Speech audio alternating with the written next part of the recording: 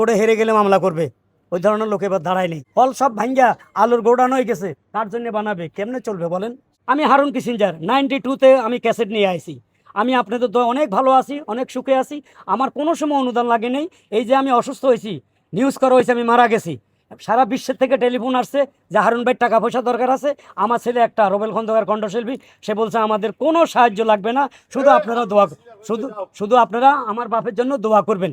আমার ছেলে এটাই চাইছে সবার কাছে। ডিপজল সাহেবে অনেক অনুদান দিত, জাহিদ খানে আইনা দিত অনেক, অসুস্থ হইলে প্রাইম মিনিস্টার থেকে 10 লাখ 20 লাখ করে আইনা দিছে দেখছি জাহিদ খান।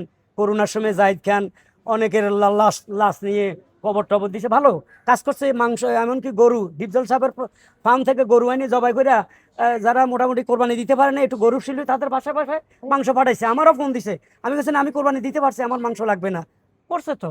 শিল্পী সমিতির কাজ হইলো, প্রথম হইলো শিল্পীদের নেতা হওয়া, দ্বিতীয় হইলো যদি কোনো অনুদান আসে, তৃতীয় হইলো যারা বড় বড় মাপের শিল্পী আছে পয়সালা শিল্পপতি, তাদের থেকে আইনা কিছু গরিব শিল্পীদের দেওয়া, এইটাই শিল্পী সমিতির কাজ। মিশা ভাই দোনো প্যানেলে গেছে, সেম ডায়লগে দিছে।